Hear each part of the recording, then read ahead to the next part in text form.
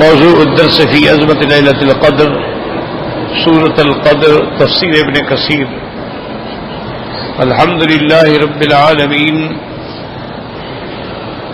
والصلاة والسلام علی اشرف الانبیاء وسید المرسلین سیدنا محمد وعلی آلہ واصحابہ اجمعین۔ اللهم صل على سيدنا محمد وعلى آل سيدنا محمد كما صليت على إبراهيم وعلى آل إبراهيم في العالمين إنك حميد مجيد۔ أعوذ بالله من الشيطان الرجيم، بسم الله الرحمن الرحيم۔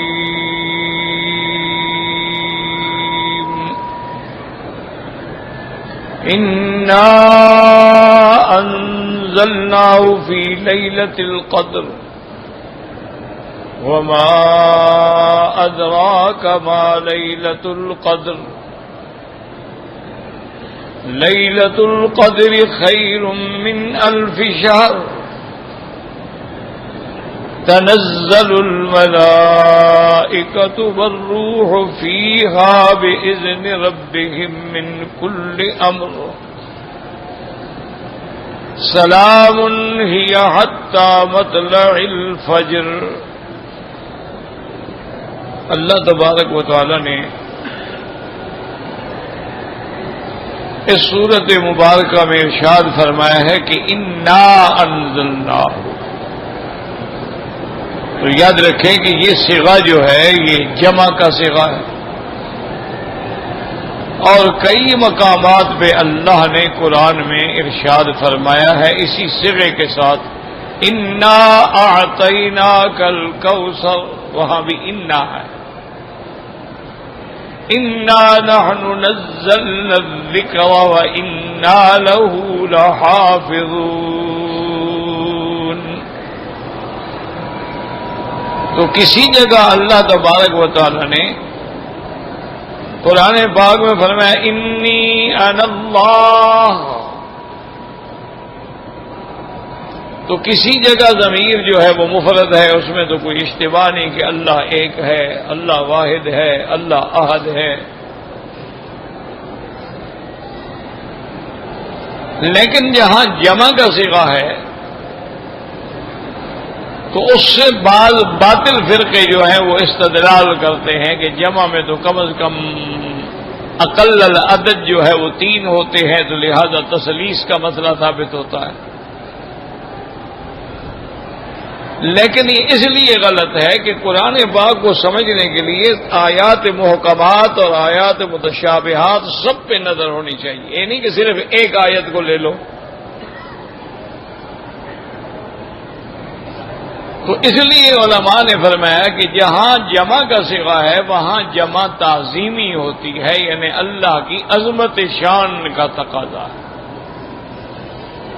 جیسے آج بھی دنیا میں بادشاہ یہ نہیں کہتے کہ میں نے کہا، کہتے ہم نے کہا ہے، جمع کا صیغہ استعمال کرتے ہیں جو عظمت پہ دلالت کرتا ہے، تعظیم پہ دلالت کرتا ہے۔ تو اس لیے یہاں بھی یہ کلمہ جو ہے وہ عظمت شان سبحانہ و تبارک و تعالی ہے۔ اور دونوں صورتوں کا تعلق جو ہے وہ بڑا واضح ہے کہ پہلی صورت جو آپ نے پڑھی وہ اقرأ باسم ربک الذی خلق، وہ وحی کی ابتدا تھی۔ سب سے پہلے وہ 5 آیات جو ہیں وہ حضور صلی اللہ علیہ وسلم پہ غار حرا میں اتری۔ تو اس صورت میں اللہ نے بتلایا کہ ہم نے پورا قرآن جو ہے وہ لیلۃ القدر میں اتارا۔ تو وہاں بھی ابتدائے وحی تھی اور یہاں بھی قرآن پاک کے انزال کا ذکر ہے۔ اور اسی طرح یاد کریں کہ انا انزلناہ، ضمیر تو ہے لیکن اس سے پہلے کوئی ذکر نہیں کہ ہم نے اتارا کس چیز کو۔ تو قاعدہ یہ ہوتا ہے کہ جہاں ضمیر ہو تو اس سے پہلے مرجع ہوتا ہے کہ کس چیز کو ہم نے اتارا۔ لیکن یہ بھی عظمت قرآن کی دلیل ہے کہ اس کے ذکر کرنے کی بھی ضرورت نہیں ہے، وہ خود معلوم ہے یہ بات۔ جیسے اللہ فرماتے ہیں فَلَوْلَا إِذَا بَلَغَتِ الْحُلْقُومَ، کہ جب حلقوم میں پہنچے، کیا معلوم ہے روح پہنچے گی اور کیا پہنچے گی، تو اس لیے وہاں بھی ذکر نہیں کیا گیا، کیونکہ ایک چیز معلوم ہو تو ذکر کی ضرورت ہی نہیں ہوتی۔ وَلَوْ يُؤَاخِذُ اللَّهُ النَّاسَ بِمَا كَسَبُوا مَا تَرَكَ عَلَى ظَهْرِهَا مِن دَابَّةٍ، عَلَى ظَهْرِهَا ضمیر ہے لیکن ذکر نہیں ہے، لیکن مراد زمین ہے، چونکہ مخلوق اللہ کی زمین پر ہی رہتی ہے نا، اللہ تبارک و تعالیٰ نے یہ زمین ہی بنائی ہے نا، الذی جعل لکم الارض فراشا، تو اس لیے یعنی یہاں ذکر نہ کرنا جو ہے یہ بھی قرآن کی عظمت کی نشانی ہے کہ ذکر تو اس کو کیا جائے نا جو کسی کو پتہ نہ ہو، یہ قرآن کی شان تو عظیم ہے۔ اس لیے فرمایا انا انزلناہ فی لیلۃ القدر۔ اب یہاں یہ بات بھی سمجھیں کہ اس آیت سے یہ معلوم ہوتا ہے کہ اللہ نے قرآن لیلۃ القدر میں اتارا ہے، تو لیلۃ القدر سے تو اب حضور پہ جب وحی نازل ہوئی ہے تو اس وقت تو لیلۃ القدر نہیں تھی۔ حضور صلی اللہ علیہ وسلم پہ ابتدائے بعثت میں جب قرآن نازل ہوا اقرأ باسم ربک الذی خلق، تو وہ تو کوئی لیلۃ القدر نہیں تھی۔ تو اس سے کیا مراد ہے کہ ہم نے قرآن لیلۃ القدر میں اتارا ہے؟ تو اسی لیے ابن عباس رضی اللہ تعالی عنہ نے اور دیگر مفسرین نے یہ ارشاد فرمایا ہے کہ قرآن کا انزال جو ہے سب سے پہلے تو اللہ نے قرآن کو لوح محفوظ میں رکھا،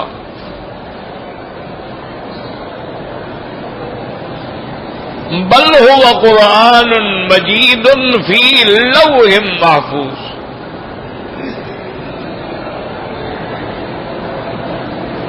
اور لوح محفوظ سے جب اتارا گیا تو وہ سماء دنیا، پہلا آسمان، اس کو دنیا کا ہم کہتے ہیں کہ ہمارے قریب ہے، باقی آسمان تو بہت دور ہے، تو سماء دنیا جو ہے وہ ہمارے قریب ہے، اور سماء دنیا جو ہے وہ سکام ملائکہ کا سکن ہے اور ہمارے لیے چھت ہے۔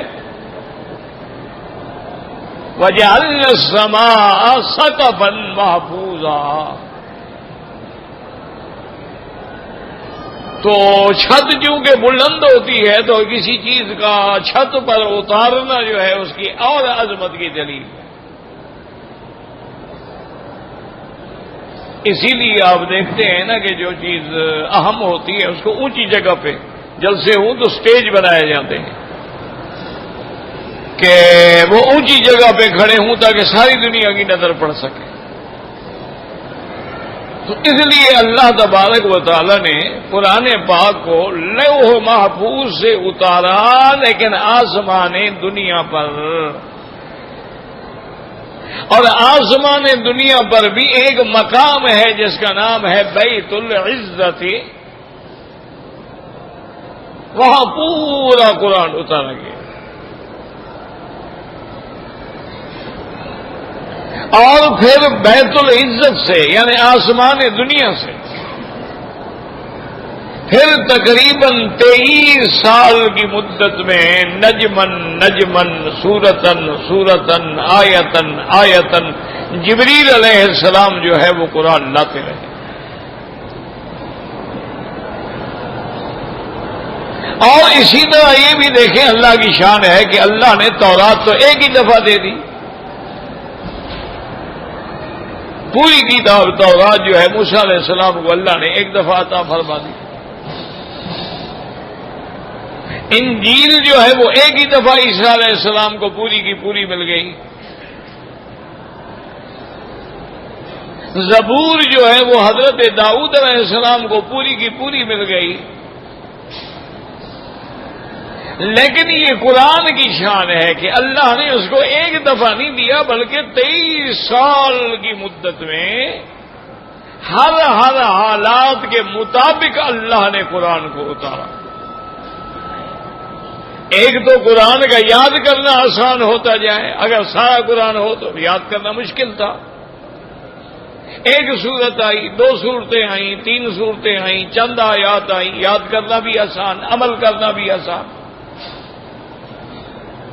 اور بعض علماء نے یہ حکمت لکھی ہے کہ اللہ تبارک و تعالیٰ یہ چاہتے تھے کہ ایک آسمانوں پہ رسول ہوتے ہیں جو فرشتہ ہے حضرت جبریل، یہ رسول ملکی ہے، اور ایک میرے مدنی محمد مصطفیٰ ہیں، یہ رسول بشری ہیں. تو لکھائے رسول ملکی اور بشری جو ہے ایک دفعہ صرف ہوتا تو وہ بات نہ ہوتی کہ کئی 23 سال میں کئی متعدد دفعہ جبریل آئے. اور اصولی بات ہے کہ جب جبریل آئیں گے تو ان کی ملاقات کے اثرات تو ہوں گے. جب اللہ کا فرشتہ اترتا ہے تو اس کے اترنے میں اس کے برکات و ثمرات تو ہوتے ہیں. تو اس لیے پھر اللہ نے بیت العزت سے اچھی طرح سمجھ لیں کہ 23 سال کی مدت میں قرآن اترا. اور اللہ تبارک و تعالیٰ نے ہر مقام کو شرف دینا تھا کہ کبھی قرآن مکے میں اتر رہا ہے، کبھی قرآن غار حرا میں اتر رہا ہے، کبھی قرآن غار ثور میں اتر رہا ہے، کبھی قرآن میدان بدر میں اتر رہا ہے، کبھی قرآن مقام حدیبیہ میں اتر رہا ہے، کبھی قرآن اثناء سفر میں اتر رہا ہے، کبھی قرآن مدینہ منورہ میں اتر رہا ہے، تو کبھی قرآن مینا میں اتر رہا ہے، اور کبھی قرآن عرفات میں اتر رہا ہے. تو ہر اس جگہ کو بھی اللہ نے نزول قرآن سے شرف بخش دیا کہ جہاں قرآن اترا آج بھی اس کا ذکر اور قیامت تک باقی ہے. آج بھی بندے جب بھی پڑھیں گے وَلَقَدْ نَصَرَكُمُ اللَّهُ بِبَدْرٍ تو یاد آ جائے گا قصہ بدر. اور جب قرآن میں پڑھیں گے کہ اِنَّا فَتَحْنَا لَكَ فَتْحًا مُبِينًا تو صلح حدیبیہ یاد آئے گی. اور جب قرآن میں پڑھیں گے کہ فَلْيَعْبُدُوا رَبَّ هَٰذَا الْبَيْتِ تو اللہ کے کعبے کی عظمت یاد آئے گی. جب قرآن میں پڑھیں گے کہ وَأَذِّنْ فِي النَّاسِ بِالْحَجِّ تو حج کی عظمت سامنے آئے گی. جب قرآن میں پڑھیں گے کہ اقیموا الصلاۃ وآتوا الزکاۃ تو صلاۃ و زکات کی اہمیت سمجھ آئے گی. جب اللہ تبارک و تعالیٰ کے قرآن پاک میں پڑھیں گے کہ فَإِذَا أَفَضْتُم مِّنْ عَرَفَاتٍ فَاذْكُرُوا اللَّهَ عِندَ الْمَشْعَرِ الْحَرَامِ تو عرفات اور مزدلفہ کا منظر آنکھوں کے سامنے آ جائے گا. تو یہ اللہ کی حکمت ہے، اللہ کی شان ہے، ورنہ اللہ تو ایک ہی دفعہ بھی قرآن اتار سکتے تھے، لیکن اللہ تبارک و تعالیٰ نے اس کو ایک دفعہ نہیں اتارا، متعدد بار اتارا ہے. اور پھر اس کی اللہ نے قسم بھی کھائی ہے کہ فَلَا أُقْسِمُ بِمَوَاقِعِ النُّجُومِ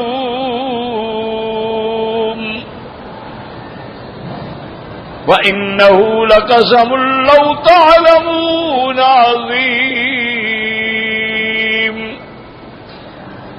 إِنَّهُ لَقُرْآنٌ كَرِيمٌ.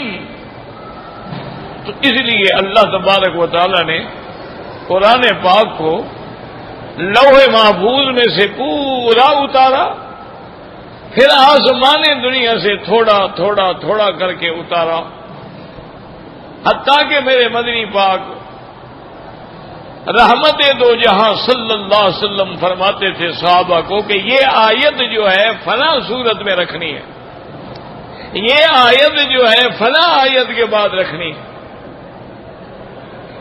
یہ ساری ترتیب جو ہے یہ بھی اللہ کی بتلائی ہوئی ہے اور حضور کی سمجھائی ہوئی ہے. اسی لیے قرآن پہ نظر ڈالیں کہ جو صورتیں مکیہ ہیں اللہ کی شان دیکھیں کہ جب ہم پڑھتے ہیں تو مدنی صورتیں پہلے ہیں، مکی صورتیں بعد میں ہیں. حالانکہ ترتیب نزول میں تو مکی صورتیں جو ہیں وہ پہلے ہوتی ہیں اور مدنی صورتیں جو ہیں وہ بعد میں ہوتی ہیں. لیکن ترتیب قرات جو ہے یعنی قرآن میں پڑھنے کی جو ترتیب ہے، ترتیب نزول الگ ہے. اس میں آپ دیکھیں کہ سب سے پہلے سورۃ البقرہ آ گئی، سورۃ النساء آ گئی، سورۃ المائدہ، سورۃ الانعام، یہ تو ساری مدنی صورتیں ہیں. اور آپ جو ابھی پڑھ رہے ہیں انا انزلناہ فی لیلۃ القدر، یہ تو مکی صورت ہے لیکن آخر میں گئی. تو یہ ترتیب جو تھی وہ حضور صلی اللہ علیہ وآلہ آلہ وصحابہ وسلم تسلیما کثیرا کثیرا نے سمجھائی کہ انا انزلناہ فی لیلۃ القدر. یاد رکھیں قدر، اس میں دو قراتیں ہیں، قدر قدر. یاد رکھیں اس میں دو قراتیں ہیں، یا تو زبر پڑھیں دال پر قدر، یا سکون جزم پڑھیں قدر. یہ دونوں قراتیں درست ہیں. فرق اتنا ہوتا ہے کہ اگر زبر سے پڑھیں گے تو اسم ہوگا اور جزم سے پڑھیں گے تو مصدر ہوگا، ورنہ دونوں قراتیں جو ہے وہ ٹھیک ہے. انا انزلناہ فی لیلۃ القدر. یاد رکھو قدر کا معنی کیا ہے؟ تو بعض علماء مفسرین فرماتے ہیں کہ قدر کا معنی ہوتا ہے اندازہ، کسی چیز کا اندازہ لگانا، اس کو بھی قدر کہتے ہیں. جیسے اللہ فرماتے ہیں انا کل شیء خلقناہ بقدر، کہ ہم نے ہر چیز جو ہے وہ ٹھیک ٹھیک اندازے پہ بنائی ہے. کہ آنکھ کہاں ہونی چاہیے، کان کہاں ہونا چاہیے، کتنا بڑا ہونا چاہیے، کتنا چھوٹا ہونا چاہیے، زبان کہاں ہونی چاہیے، دل کہاں ہونا چاہیے، ہر چیز ٹھیک ٹھیک اندازے پہ اللہ نے پیدا فرمائی. اس لیے فرمایا انا کل شیء خلقناہ بقدر. تو قدر کا معنی اندازہ. اور یاد رکھیں ایک قدر کا معنی ہوتا ہے رفعت، عظمت، شان. جیسے کہتے ہیں جی فلاں بندے کی بڑی قدر ہے، یعنی بڑی عزت ہے، فلاں بندے کی بڑی شان ہے، فلان ذو قدر عند فلان، تو معنی ہوتا ہے رفعت شان. تو ایک قدر کا معنی اندازہ اور ایک قدر کا معنی ہے رفعت عظمت، کہ اللہ کے قرآن کی عظمت. عظمت لیلۃ القدر کیا ہے اور عظمت قرآن کیا ہے؟ تو اس لیے اللہ فرماتے ہیں انا انزلناہ فی لیلۃ القدر. اور یاد رکھو ایک تیسرا معنی بھی مفسرین نے فرمایا کہ قدر کا معنی تنگ ہو جانا بھی ہے، قدر کا معنی تنگی بھی ہے. ومن قدر علیہ رزقہ، جس کا اللہ نے رزق تنگ کر دیا، تو وہاں بھی لفظ قدر ہے، قدرہ ہے، مادہ ایک ہے. تو معنی کیا ہے کہ تنگ ہو جانا. تو علماء نے فرمایا کہ لیلۃ القدر کے اندر بھی اللہ کے ملائکہ اتنا آتے ہیں کہ زمین تنگ ہو جاتی ہے. ان کے جمال، ان کے انوارات اور ان کے کمالات جو پڑھتے ہیں اس کی وجہ سے زمین جو ہے وہ تنگ ہو جاتی ہے. تو اس لیے فرمایا انا انزلناہ فی لیلۃ القدر. یاد رکھو تینوں معنی ٹھیک ہیں. اللہ نے قرآن بھی ٹھیک اندازے سے اتارا ہے. اللہ نے قرآن کو اور لیلۃ القدر کو ذی شان بھی بنایا ہے. اور اللہ تبارک و تعالیٰ نے قدر کو ایسی شان بخشی ہے کہ ملائکہ کا نزول ہوتا ہے تو زمینیں انوار و تجلیات سے بھر جاتی ہیں اور تنگ بڑھ جاتی ہیں. تو اس لیے تینوں معنی جو ہے وہ درست ہیں. اور تینوں اقوال جو ہے وہ درست ہے مفسرین کے کہ انا انزلناہ فی لیلۃ القدر، اور علماء نے فرمایا اس کو قدر اس لیے کہا گیا ہے کہ جیسے کہ مفسرین نے فرمایا کہ یہ قرآن جو ہے یہ اس ذات سے اتارا ہے جو خود ذی قدر شان والا ہے، اور اس فرشتے کے ذریعے اتارا ہے جو فرشتہ بھی ذی قدر ہے، نزل بہ الروح الامین، اور اس نبی پہ اتارا ہے جو نبی بھی ذی قدر ہے، ذی شان والا ہے۔ اللہ تبارک و تعالی نے فرمایا علی قلبک لتکون من المنذرین، تو اللہ کی عظمت بھی ظاہر، قرآن کی عظمت بھی ظاہر، اور میرے مدنی کی عظمت بھی ظاہر، اس لیے قرآن میں 3 دفعہ لیلۃ القدر کا لفظ آیا ہے۔ انا انزلناہ فی لیلۃ القدر، اور یاد رکھیں علماء نے فرمایا کہ اللہ تبارک و تعالی نے موسیٰ علیہ السلام کا جو قرآن میں ذکر موجود ہے کہ موسیٰ علیہ السلام کو اللہ نے حکم دیا تھا کہ آپ طور پہ آئیں،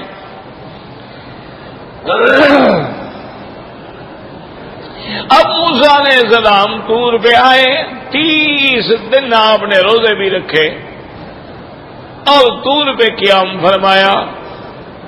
اس کے بعد اللہ نے حکم دیا کہ 10 دن مزید اعتکاف کریں، فَأَتْمَمْنَاهَا بِعَشْرٍ فَتَمَّ مِيقَاتُ رَبِّهِ 40 لَيْلَةً، اللہ نے حکم دیا موسیٰ علیہ السلام سے کہ 10 روزے اور پورے کریں۔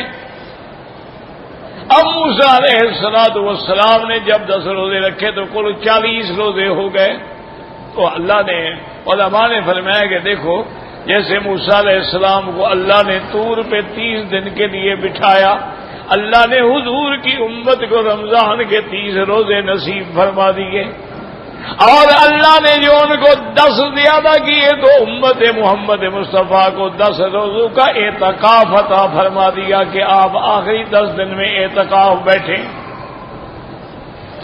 یعنی ان کے 30 دن کے مقابلے پہ 30 دن عطا فرما دیے، اور ان کے 10 دن کی زیادتی کو اعتکاف کی شکل میں عطا فرما دیا۔ اور پھر وہاں یہ بات بھی ہے کلمہ ربہ، کہ جب موسیٰ علیہ السلام اس میقات پہ پہنچے تو اللہ نے کلام فرمایا، تو اللہ نے حضور کو قرآن عطا فرما دیا کہ قرآن کیا ہے، جب قرآن پڑھو گے تو گویا اللہ سے کلام کر رہے ہو۔ اللہ تبارک و تعالی نے حضور کی امت کو بھی اشارہ عطا فرما دیا، وہاں تو صرف موسیٰ علیہ السلام سے بات ہوئی تھی نا، اور قرآن کیا کیوں کلام جو ہے اس کے اندر تو متکلم کی ذات ہے نا، کلام، یہ قرآن کس کا کلام ہے؟ یہ اللہ کا کلام ہے۔ تو جب آپ قرآن پڑھتے ہیں تو گویا اللہ سے ہم کلام ہوتے ہیں، اور جب آپ حدیث رسول اللہ صلی اللہ علیہ وسلم پڑھتے ہیں تو گویا حضور پاک سے باتیں کر رہے ہیں کہ حضور نے یہ فرمایا، حضور نے یہ فرمایا، حضور نے یہ فرمایا۔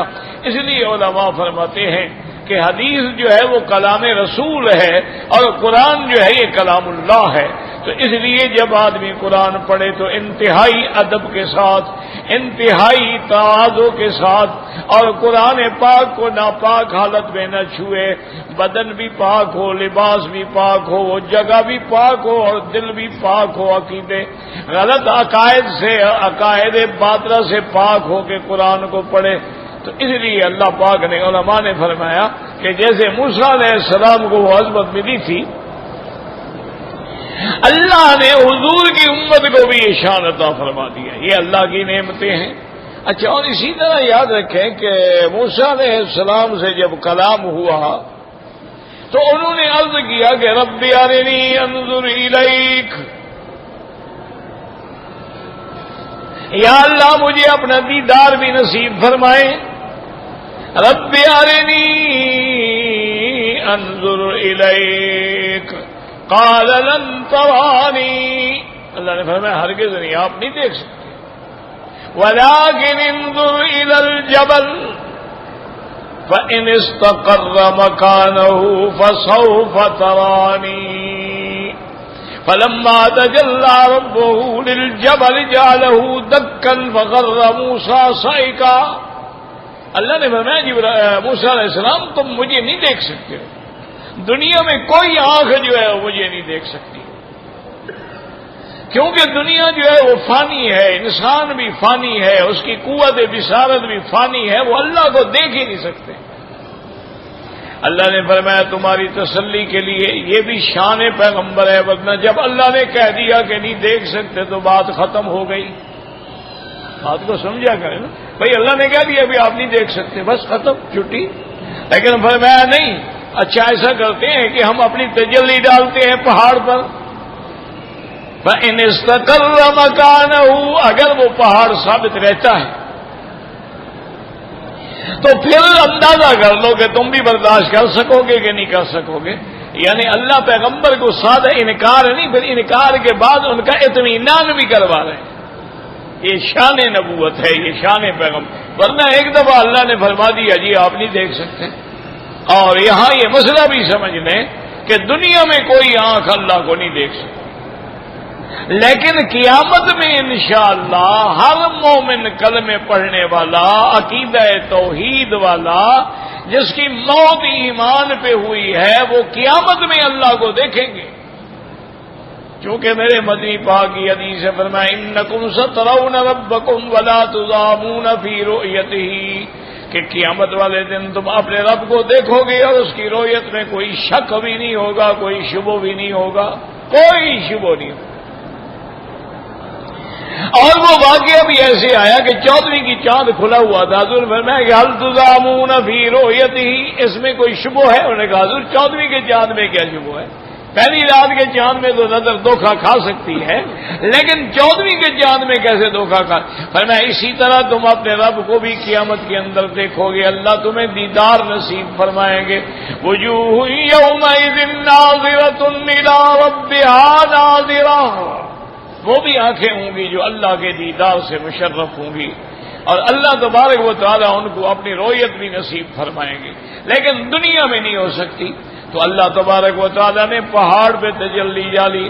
فلما تجلی ربہ للجبل جعلہ دکا، جب تجلی آئی تو پہاڑ ریزہ ریزہ ہو گیا.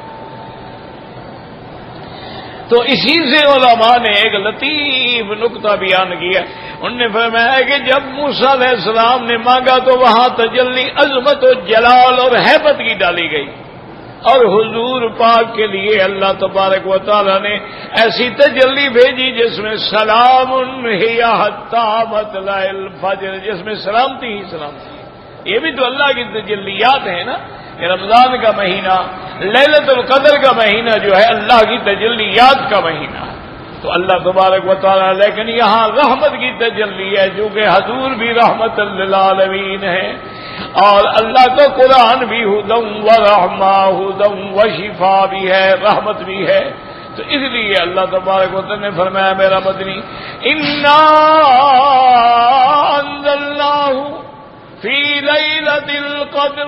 اچھا اب مسئلہ ایک سمجھیں بھی، لیلۃ القدر جو ہے صرف حضور کی امت کے لیے ہے یا پہلی امتوں میں بھی تھی؟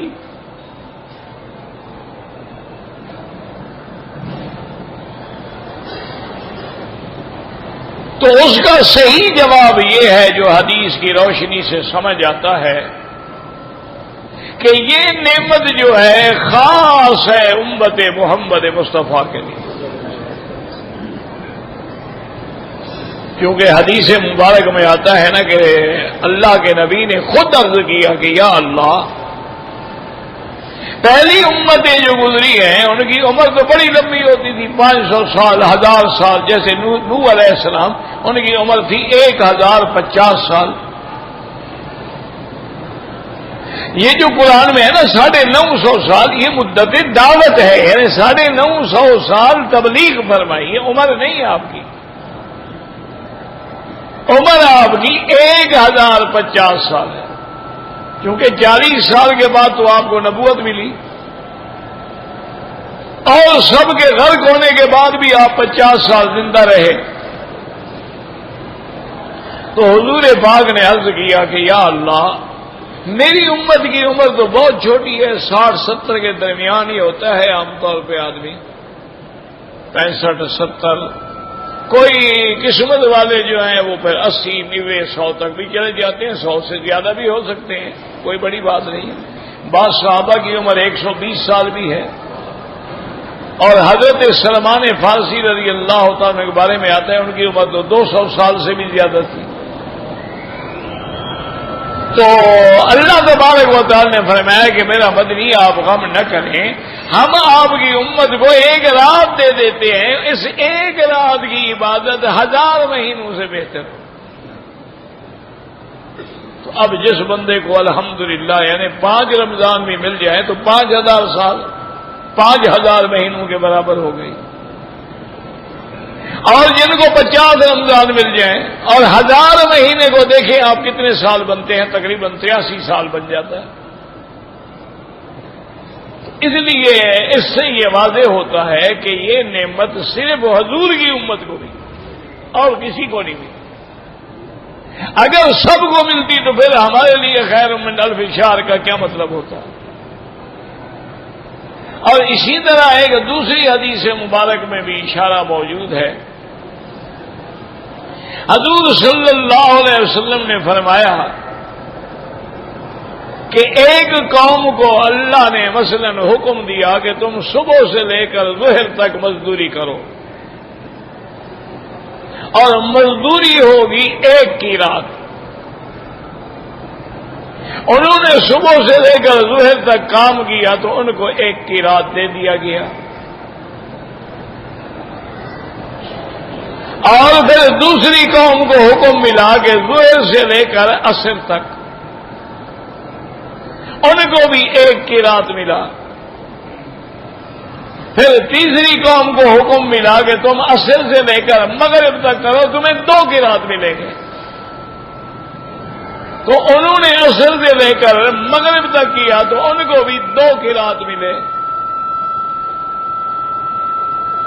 تو اب انہوں نے کہا کہ یا اللہ، ہم نے تو صبح سے لے کر ظہر تک اتنا وقت کام کیا، ہماری مزدوری 1 کی رات ہے، اور انہوں نے تو عصر سے لے کر مغرب تک تھوڑا وقت کام کیا، مزدوری بھی 2 کی رات۔ اللہ نے فرمایا حل ظلم تم، کیا تمہارے ساتھ کوئی ظلم ہوا ہے؟ جتنا مزدوری طے تھی ملی ہے کہ نہیں ملی؟ 1 کی رات تمہارا مقرر تھا، 1 کی رات مل گیا۔ اگر میں نے ان کو زیادہ دیا ہے تو اوتی حاضر من فضلی، میرا فضل ہے، اور میرے فضل میں جس کو چاہوں دے دوں۔ تو اس لیے بھی معلوم ہوا کہ حضور کی امت کی محنت تھوڑی ہے اور اجر زیادہ ہے، اور وہ اللہ تبارک و تعالی نے اسی طرح عطا فرما دیا۔ جو خوش نصیب ہیں، لیلۃ القدر میں جاگتے ہیں، رمضان کے آخری مہینوں میں تلاش کرتے ہیں، اور خاص طور پہ اوتار میں تلاش کرتے ہیں، کیونکہ حدیث مبارک میں بھی یہی آتا ہے۔ حضور صلی اللہ علیہ وسلم نے فرمایا کہ عشر الاواخر جو ہے، رمضان کا آخری عشرہ جو ہے، اس میں لیلۃ القدر کو تلاش کرو، اور یہ بھی فرمایا کہ اوتار میں تلاش کرو، یعنی جیسے 21 کی رات ہے، 23 کی رات ہے، 25 کی رات ہے، 27 کی رات ہے، 29 کی رات ہے۔ حضرت ابن عباس رضی اللہ تعالیٰ عنہ فرماتے ہیں کہ اللہ تبارک و تعالیٰ کو وطر پسند ہے، یعنی جو بھی کام ہو وطر ہو، 1 دفعہ، 3 دفعہ، 5 دفعہ، 7 دفعہ، اور وطر میں بھی سب سے زیادہ 7 کا عدد پسند ہے۔ حضرت ابن عباس رضی اللہ تعالیٰ عنہ فرماتے ہیں کہ ان اللہ وطر، اللہ ایک ہے، آپ کو وطر ہی محبوب ہے، اور وطر میں 7 کا عدد زیادہ اللہ کو محبوب ہے۔ اس لیے اللہ نے طواف کے بھی 7 چکر ہیں، صفا مروہ کے بھی 7 چکر ہیں، آسمان بھی 7 ہیں، اور زمینیں بھی 7 ہیں۔ اللہ تبارک و تعالیٰ نے بندے کو سجدے کرنے کے لیے جو حکم دیا ہے وہ بھی 7 اعضاء پہ سجدہ کرتا ہے، تو اس لیے حضرت ابن عباس فرماتے تھے کہ میرے خیال میں زیادہ گمان یہ ہے کہ لیلۃ القدر جو ہے وہ 27ویں رات میں ہو، کیونکہ یہ عدد اللہ تعالیٰ کو زیادہ محبوب ہے بنسبت دوسرے اعداد کے۔ اور اسی طرح حضرت ابن عباس رضی اللہ تعالی عنہ کا ایک قول بھی ہے، وہ فرماتے ہیں کہ دیکھو کہ قدر کا لفظ جو ہے اس میں تقریباً لیلۃ القدر 9 حرف بنتے ہیں، اور اللہ نے یہ آیت میں 3 دفعہ فرمایا لیلۃ القدر وما ادراک ما لیلۃ القدر لیلۃ القدر 3 دفعہ آ گیا، 3 کو 9 سے ضرب دیں تو 27 بنتے ہیں۔ اس لیے بھی آپ نے فرمایا کہ میرا گمان یہی ہے، خیال یہی ہے کہ 27ویں کی رات ہو۔ لیکن اللہ کی شان ہے کہ اس رات کی جو علامات بتلائی گئی ہیں وہ اللہ والوں کو تو خیر محسوس ہو جاتی ہیں کہ وہ رات جو ہے معتدل ہوتی ہے، یعنی نہ گرم ہوتی ہے نہ بہت ٹھنڈی ہوتی ہے، اور اس رات میں ان کو ذہنی قلبی فکری سکون نصیب ہوتا، اطمینان نصیب ہوتا، اور اس رات کے اندر عبادت میں لذت ملتی ہے۔ اور سب سے بڑی علامت حضور نے فرمائی کہ جب لیلۃ القدر کے بعد اگلے دن جب سورج نکلتا ہے تو بے نور ہوتا ہے، اس کے اندر نور نہیں ہوتا ہے، کلس ہوتا ہے، تھوڑی دیر کے بعد پھر اس میں نور آنا شروع ہوتا ہے۔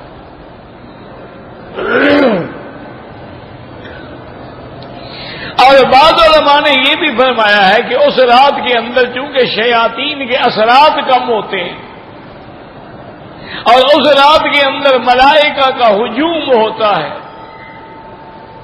اور ملائکہ جو ہے وہ مومنین کو سلام بھی فرماتے ہیں،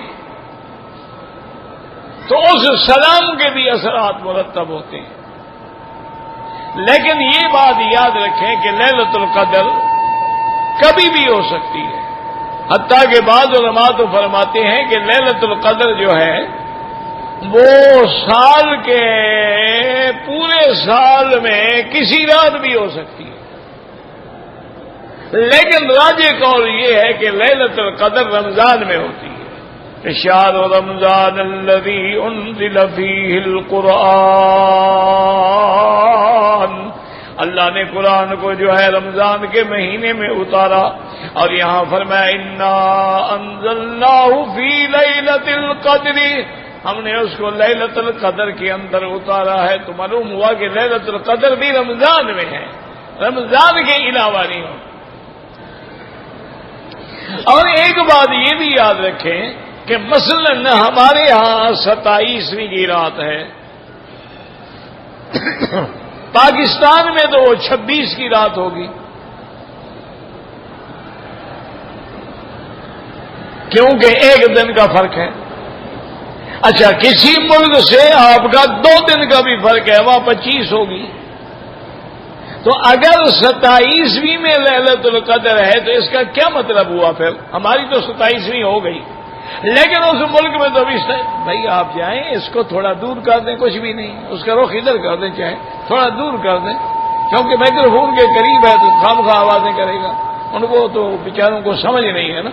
اس کو تھوڑا ستون کے پاس لے جائیں، بالکل ستون کے پاس لے جائیں، اور اس کا رخ اس طرف کریں، نہ کہ اس طرف کریں۔ آرام سے آرام سے آرام سے اٹھا لیں۔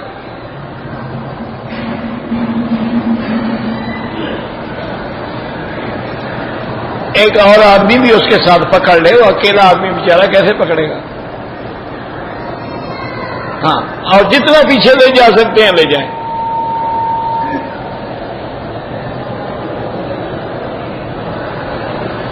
اتنی دیر میں آپ درود شریف پڑھ لیا کریں، اللہم صلی علی سیدنا محمد وعلی آل سیدنا محمد وبارک وسلم علیہ۔ تو اب مسئلہ سمجھیں، تو علماء نے فرمایا کہ بھئی لیلۃ القدر جو ہے وہ تو لازمی بات ہے، بھئی اس کا رخ ادھر کرو یار، ادھر کرو رخ، اس کا رخ ادھر کرو، ادھر تک، ہاں ادھر کر دو، ٹھیک ہے انشاءاللہ ابھی نہیں ہوگا۔ تو انہوں نے فرمایا کہ رات تو ایک ہی ہوگی نا جی، انہوں نے کہا 27 ہے، جہاں 26 ہوگی ان کے ہاں 26 کو ہو جائے گی، جہاں 25 ہوگی ان کے ہاں 25 کو ہو جائے گی۔ اور بعض علماء فرماتے ہیں کہ نہیں، اگر اللہ نے 27 کا فیصلہ کیا ہے تو ہر ملک میں جہاں 27 ہوگی وہاں لیلۃ القدر ہوگی۔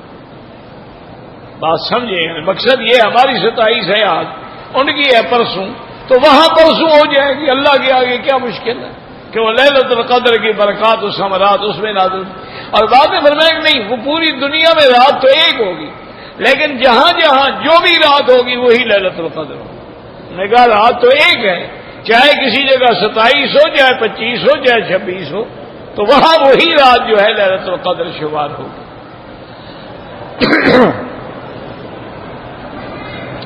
اور ایک حدیث مبارک سے یہ بھی معلوم ہوتا ہے کہ لیلۃ القدر کا پتہ بھی لگ جاتا ہے، یعنی کہ آج لیلۃ القدر ہے اس کا علم بھی ہو جاتا ہے۔ ہر کسی کو تو نہیں ہوتا، اللہ والوں کو ہو جاتا ہے۔ اس کی وجہ یہ ہے کہ بی بی عائشہ نے صحیح حدیث میں ہے، حضور صلی اللہ علیہ وسلم سے سوال کیا کہ یا رسول اللہ صلی اللہ علیہ وسلم، اگر مجھے لیلۃ القدر مل جائے تو میں کیا دعا مانگوں؟ اس کا معنی ہوا کہ لیلۃ القدر کا پتہ لگتا ہے، اگر پتہ ہی نہیں لگتا تو بی بی عائشہ کے سوال کا کیا معنی؟ پھر تو آپ فرماتے تھے نا کہ ہر رات بس مانگا کرو۔ لیکن بی بی عائشہ نے باقاعدہ پوچھا کہ اگر مجھے لیلۃ القدر کا علم ہو جائے تو پھر میں کیا دعا مانگوں؟ تو آپ نے فرمایا کہ اللہم انی اسألک العفو والعافیہ، یہ دعا مانگنا لیلۃ القدر میں، اللہم انی اسألک العفو والعافیہ۔ تو اس سے معلوم ہوا کہ لیلۃ القدر کا علم بھی ہو جاتا۔ اسی طرح ایک تابعی گزرے ہیں، ان کے ایک غلام تھے، انہوں نے صبح اپنے مالک سے کہا کہ حضرت میں تو رات حیران ہو گیا، میں دریا کے کنارے بیٹھا ہوا تھا، مجھے پانی پینے کی ضرورت ہوئی، میں نے پانی پیا تو دریا کا پورا پانی میٹھا ہو چکا تھا۔ تو آپ نے فرمایا اللہ کے بندے وہی تو لیلۃ القدر تھی۔ تو لیلۃ القدر کے اثرات یہ بھی ہوتے ہیں۔ اور اچھا، اسی طرح یہ بات بھی یاد رکھیں کہ ایک حدیث مبارک میں آتا ہے کہ ایک آدمی نے عشاء کی نماز جماعت سے ادا کی اور پھر تراویح جو سنت مؤکدہ ہے وہ بھی جماعت سے ادا کی، اور پھر صبح کی نماز جو ہے وہ بھی اس نے جماعت سے ادا کی، فقد اخذ بحظ وافر، وہ بھی بہت بڑا حصہ لیلۃ القدر کا لے گیا، اس کو بھی بہت بڑا ثواب مل گیا۔ اور وہ تو خوش نصیب ہوتے ہیں جو ساری رات جاگتے ہیں۔ لیکن ایک بات یاد رکھیں، ایک ہے جبرن جاگنا، کہ جاگ رہا ہے، نیند آ رہی ہے، پانی ڈال رہا ہے، کبھی دھکے کھا رہا ہے، کبھی جی سنائی سے، یہ جاگنا کوئی فائدہ نہیں دیتا۔ آدمی پورے ذوق سے اور شوق سے اور ہمت سے تیار ہو پہلے کہ نیند اپنی دن میں مکمل لے لیں تاکہ مجھے رات کے جاگنے میں تکلیف نہ ہو۔ اسی لیے الحمدللہ یہاں عرب میں حرمین الشریفین میں یہ اہتمام ہے کہ اکثر آدمی صبح کی نماز پڑھ کے سو جاتے ہیں، وہ ظہر تک اپنی پوری نیند لے لیتے ہیں، تو اب ان کے لیے ساری رات جاگنا جو ہے وہ مشکل نہیں ہوتا۔ تو اس لیے یہاں آپ نے دیکھا ہے نا کہ کاروبار بھی رات میں ہو رہا ہے، معاملات بھی رات میں ہو رہے ہیں، دکانیں بھی رات میں کھل رہی ہیں، ہر چیز رات میں چل رہی ہے، کیونکہ سارا دن تو آرام کر چکے ہیں۔ تو اس لیے لیلۃ القدر کی رات کو تلاش کرنا اور اس کی عظمت کے لیے اس سے بڑی دلیل کیا ہو سکتی ہے کہ اس میں اللہ نے قرآن اتارا ہے کہ انا انزلناہ فی لیلۃ القدر وما ادراک ما لیلۃ القدر۔ یہ شان کے لیے یا اہمیت کے لیے یا عظمت کے لیے یا ہیبت کے لیے کہا جاتا ہے جیسے فرمایا القاریۃ مل قاریۃ وما ادراک مل قاریۃ، یہاں بھی فرمایا وما ادراک ما لیلۃ القدر، لیلۃ القدر خیر من الف شہر، کہ یہ ایک رات جو ہے، یہ شان والی رات جو ہے، یہ عظمت والی رات جو ہے، یہ 1000 مہینے کی عبادت سے بہتر ہے. یعنی 1000 مہینہ جس میں لیلۃ القدر نہ ہو. بات سمجھا؟ اگر پھر ان میں بھی لیلۃ القدر ہو تو پھر 1000 مہینے سے، پھر وہ تو ہر رات 1000 مہینے سے بہتر ہو جائے گی. معنی یہ ہے کہ 1000 مہینہ لیلۃ القدر نہ ہو اور یہ ایک لیلۃ القدر ہو تو یہ 1000 مہینے سے بھی بہتر ہے. اور اس کے بعد اس کی شان بیان فرمائی کہ تنزل الملائکۃ، تنزل الملائکۃ والروح فیہا بإذن ربہم من کل امر، جس میں اللہ کے فرشتے اترتے ہیں.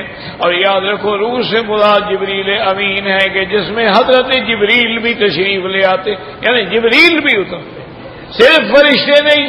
جبریل جو ملائکہ کا سردار ہے، جبریل جس کی اللہ نے قرآن میں بڑی شان بیان فرمائی ہے، جس کو اللہ نے روح الامین بھی فرمایا ہے، جس کو اللہ نے رسول کریم بھی فرمایا ہے. انہ لقول رسول کریم ذی قوت عند ذی العرش مکین متاع ثم امین.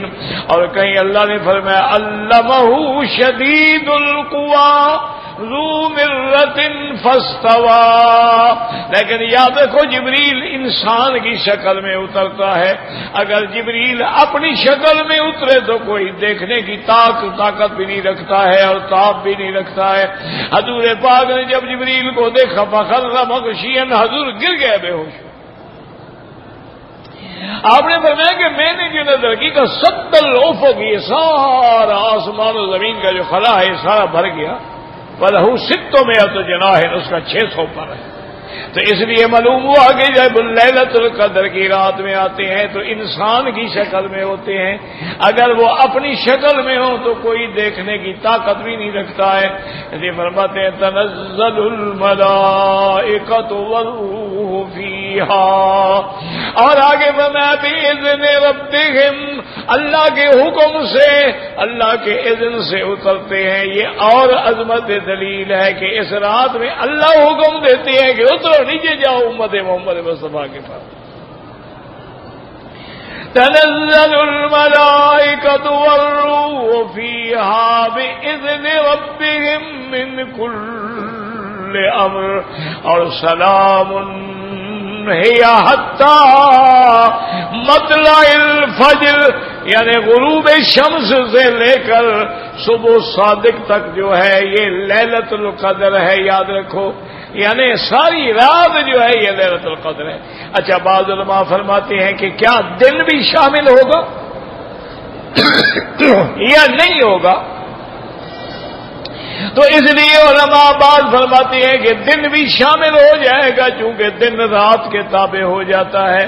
اور بعض علماء نے فرمایا کہ نہیں، یہ عظمت صرف رات کی ہے. اس لیے اللہ نے یہاں معین کر دیا ہے کہ فی لیلۃ القدر. یہاں لیلہ معین ہو گئی، تعین ہو گئی. ورنہ تو ہمیشہ اصول ہے نا کہ آپ کہیں جی میں نے 2 راتیں اعتکاف کیا تو 2 راتوں کے ساتھ دن بھی تو اعتکاف کریں گے نا، تو دن رات کے ساتھ ہوتا ہے. لیکن یہاں علماء فرماتی ہے کہ جب تعین آ گئی ہے تو اس سے مراد صرف رات ہے. اور وہ رات کب تک ہے؟ مطلع الفجر. اسی لیے حکم ہے نا کہ افطار میں جلدی کرو اور سحور میں تاخیر کرو تاکہ مطلع الفجر کا جو مقام ہے وہ انسان کو نصیب ہو جائے. واللہ تعالی اعلم.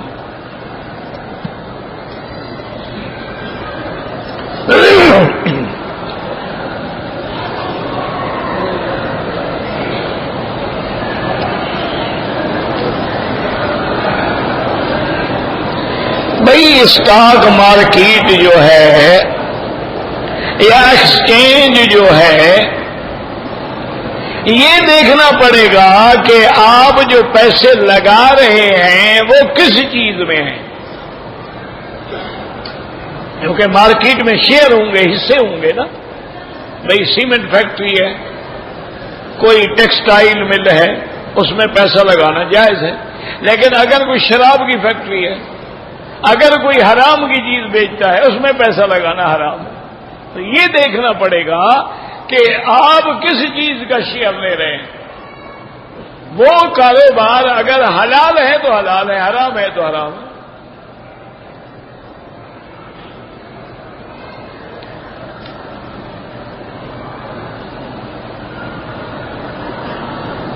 اگر ایک مسلمان ہے وہ مال جمع کرتا ہے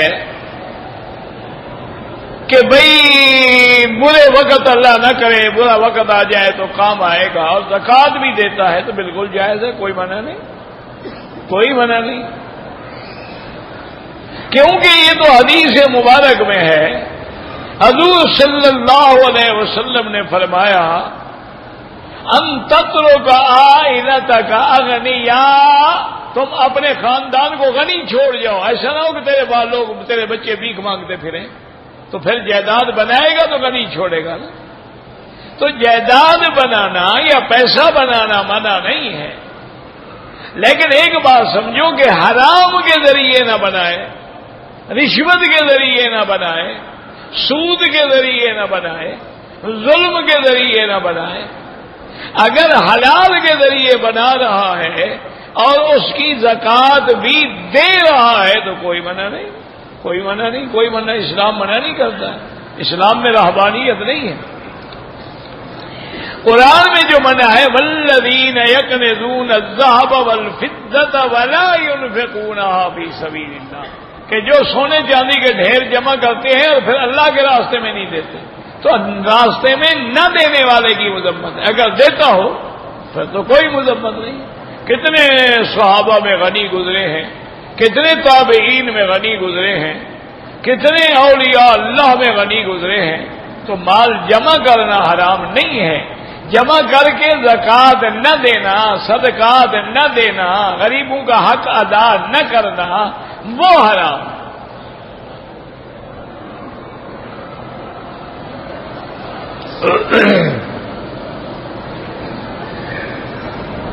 کہتے جی کہ میری رہائش مکہ مکرمہ میں ہے، میں مدینہ منورہ جا کر عمرہ کرنا چاہتا ہوں، میں نے حج نہیں کرنا. بالکل عمرہ کریں، کوئی منع نہیں.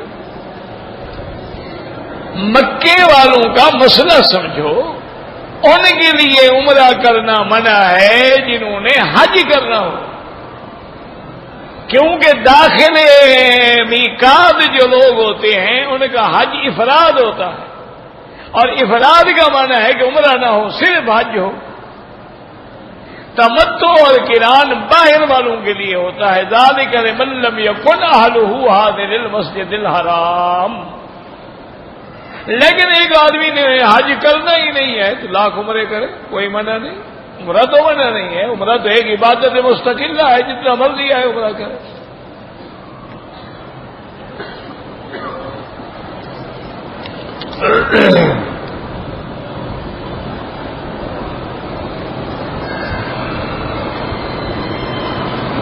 کہتے جی کہ اگر ہمارا بہنوئی ہے وہ شراب پیتا ہے اور لوگوں کو سود پر پیسے بھی دیتا ہے تو کیا ہماری بہن کو بھی عذاب ہوگا؟ بالکل نہیں. آپ کی بہن کا کیا قصور ہے؟ آپ کی بہن اگر اس کو کہتی ہے کہ ایسا کرو پھر تو وہ مجرم ہے، ورنہ اس میں کوئی گناہ نہیں ہوتا. بہرحال آپ لوگوں کے لیے ضروری ہے، اسی لیے حکم ہے نا کہ رشتہ دیتے وقت ذرا تحقیق کیا کرو کہ کون ہے بندہ. آج کل مصیبت یہ ہے کہ لوگ دولت دیکھتے ہیں، پیسہ دیکھتے ہیں، دنیا دیکھتے ہیں، تعلیم دیکھتے ہیں، لیکن اس کا کردار نہیں دیکھتے. حالانکہ اصل بات یہ ہے کہ فختر ذات الدین، دین والا رشتہ اختیار. جو آدمی اللہ کا نافرمان ہے، حضور کا نافرمان ہے، وہ تیری بیٹی کے ساتھ کیسے وفادار ہو سکتا ہے؟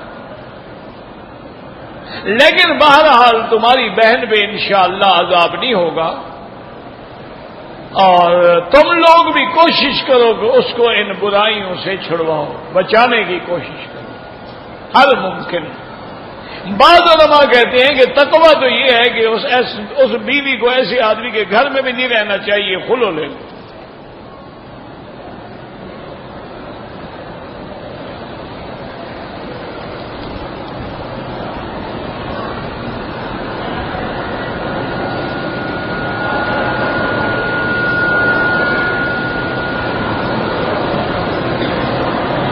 اگر میرا بھائی طلاق دے دے کوئی بات نہیں، ٹھیک ہے، جب وہ شرابی ہے، اس قسم کا ہے تو بالکل ٹھیک ہے، دے سکتے ہیں، ایسے لوگوں سے رشتہ نہ رکھیں۔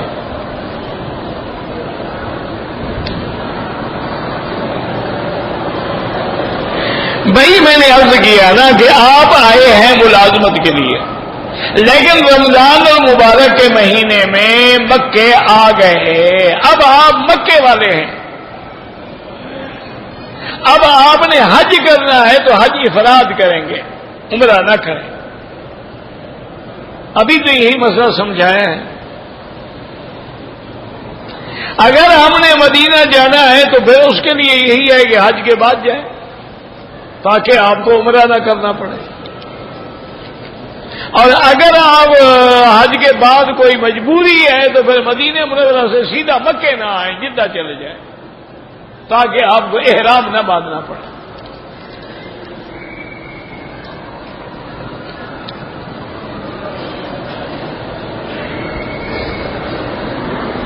کہتے ہیں جی کہ صفا مروہ کی پہاڑی سے کون سا جانور نکلے گا؟ صفا مروہ نہیں، صرف صفا کی پہاڑی سے، مروہ تو الگ پہاڑی ہے۔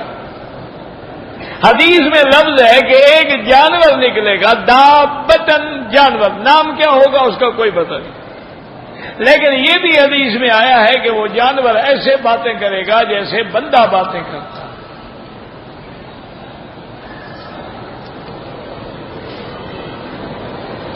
وہی ہے کہ مکے میں رہتا ہوں، حج افراد ہوگا، افراد والے عمرہ نہ کریں۔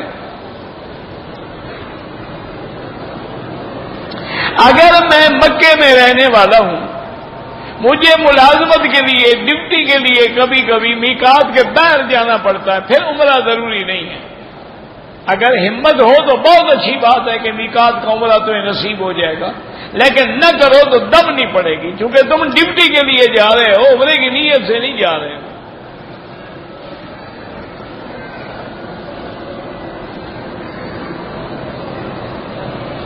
اگر ایک آدمی نے حج کیا ہے اور طواف زیارت نہیں کیا تو اس کا تو حج ہی نہیں ہوا، اس پر تو بیوی بھی حلال نہیں ہے کہ جب تک طواف زیارت نہ کرے۔ اس کو چاہیے کہ فوراً واپس آئے مکے میں، آگے طواف زیارت بھی کرے اور ایک بڑا جانور یعنی گائے، بھینس، اونٹ وہ بھی ذبح کرے اور توبہ بھی کرے اللہ کے۔ طواف زیارت تو حج کا رکن ہے۔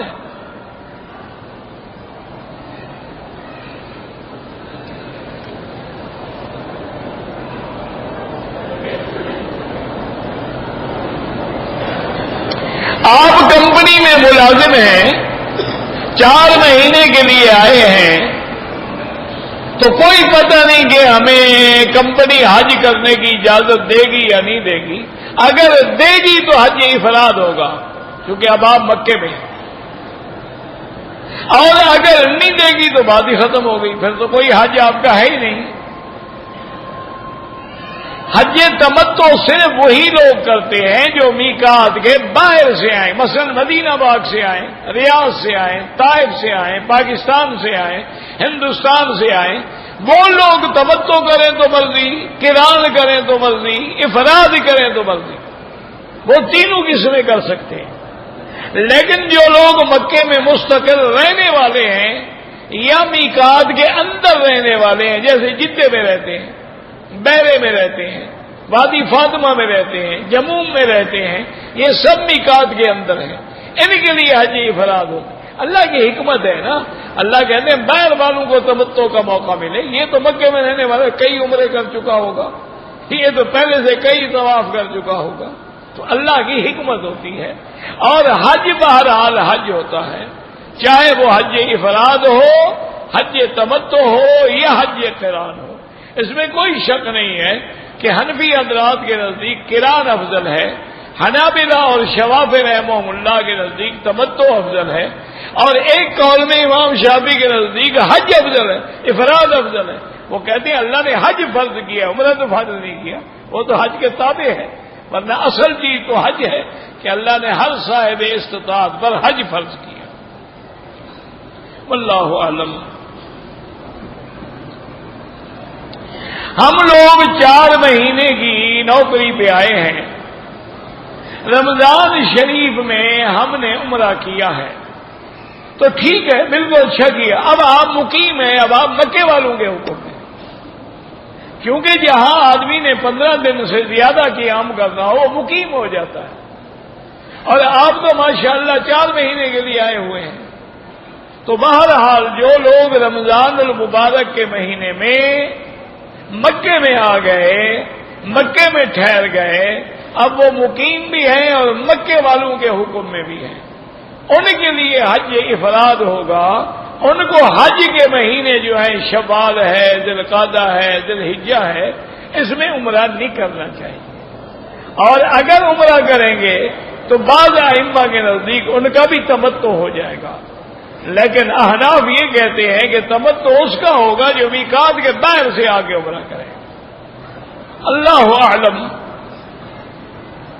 بہرحال اگر کسی نے شوال میں عمرہ کیا ہے کوئی بات نہیں, پھر اس کے لیے یہی ہے کہ اس کو حج تمتع ہو جائے گا اور تمتع کی ایک بکری دینی ہوگی. لیکن بہرحال کوشش یہ کریں کہ ابھی تک آپ نے نہیں کیا تو ابھی نہ کریں, کیونکہ عمرہ کرنا جو ہے اس سے بلا وجہ کئی مسائل میں اختلاف پیدا ہو جاتا ہے. اس لیے آپ حج افراد کریں, اور حج کے بعد جب اللہ موقع دے تو پھر آپ زیارت بھی کریں, مدینہ منورہ بھی جائیں, عمرے بھی کریں, طواف بھی کریں. تو اللہ تبارک و تعالی, ویسے تو سارے حج حج ہیں, اللہ سب کا حج جو ہے قبول و منظور فرمائیں, لیکن اس کی 3 قسمیں ہوتی ہیں. حج قران ہوتا ہے, حج تمتع ہوتا ہے, اور حج افراد ہوتا ہے. جو داخل میقات ہیں ان کا افراد ہوتا ہے. واللہ اعلم. ربنا تقبل منا انك انت السميع العليم تب علينا انك انت التواب الرحيم. اللهم فرج هم المهمومين, نفس كرب المكروبين, وقض الدين عن المدينين, واشفنا واشف مرضانا ومرضى المسلمين, واشفنا واشف مرضانا ومرضى المسلمين, واشفنا واشف مرضانا ومرضى المسلمين. اللهم نور وجوهنا بنور الإيمان, نور قلوبنا بنور العرفان. اللهم ارزقنا علوم الأحاديث والقرآن. اللهم ثبتنا على الإيمان. اللهم ارزقنا حسن الختام. صلى الله تعالى على خير خلقه سيدنا محمد وعلى آله وصحبه أجمعين. اللهم صل على سيدنا محمد وعلى آل سيدنا محمد وبارك وسلم عليه.